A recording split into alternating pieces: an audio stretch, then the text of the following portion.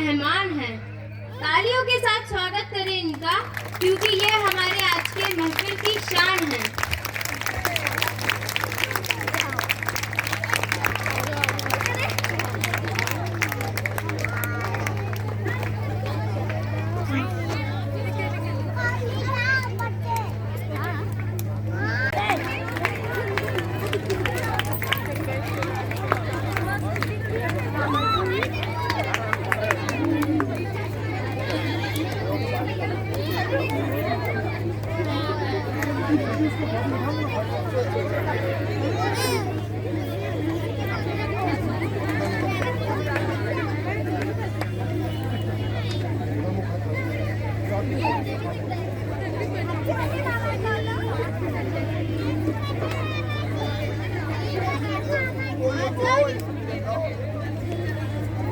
Thank you. Thank you. Thank you. Yo, yo, yo.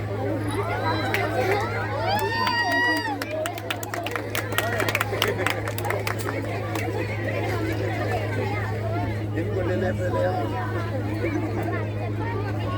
लिया जाए। ओ जो बेटी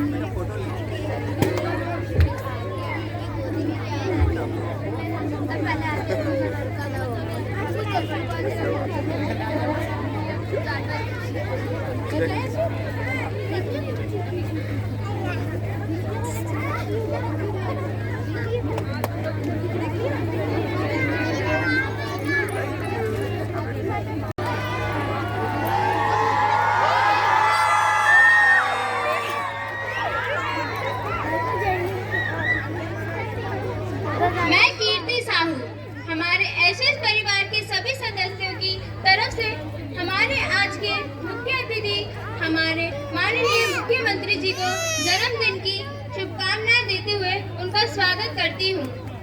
हैप्पी बर्थडे मामा जी।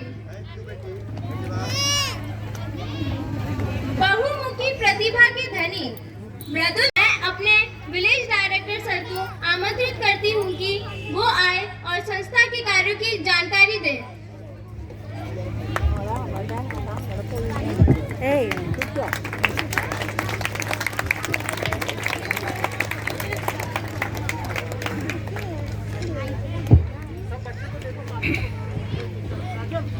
माननीय मुख्यमंत्री मध्य प्रदेश श्री शिवराज सिंह चौहान जी, मैडम श्रीमती चौहान जी और हमारा माननीय विधायक महोदया कृष्णा गौर जी, शासन से जुड़े हुए अन्य विशिष्ट अतिथिगण, हमारे बच्चे, मदर्स एवं सभी कार्यकर्ता, आज के इस शुभ दिन यानी कि हमारे माननीय मुख्यमंत्री जी के जन्म दिवस पर उनको स्वयं हमारे बीच पाके हम सभी बालग्राम निवासी अत्यंत प्रफुल्लित एवं साथ ही उत्साहित महसूस कर रहे हैं। महोदय, SOS children's village of India Bharat में 1964 में कार्यरत, जो समाज में परिवार विहीन बच्चों का पालन पोषण एवं उनके व्यवस्थापन को भक्ति भांति कर रही है। हम मानते हैं कि एक प्यार भरी परिवार ही बच्चों की जिंदगी का सफलता का अहम भूमिका है। तो हमारा हमेशा कोशिश है हमारे बच्चे के लिए परिवार मिले।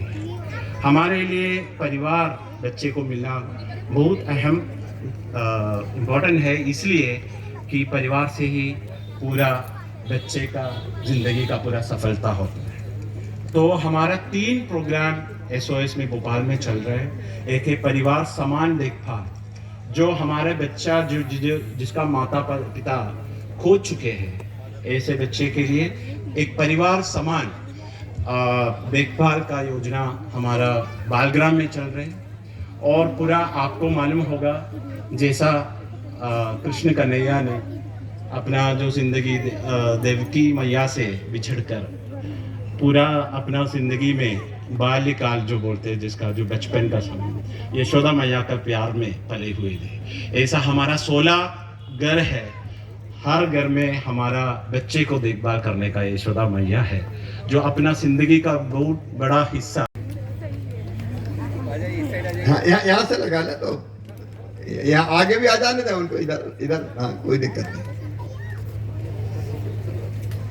आज मेरे साथ कोई औपचारिक कार्यक्रम नहीं है, मैं तो अपने बच्चों से मिलने आया हूँ। मैं आपसे मिलने आया तो आपको अच्छा लगा कि नहीं लगा? मुझे भी बहुत अच्छा लगा। अच्छा, आपने ये जो सब चीजें बनाई अलग अलग, कब बनाई?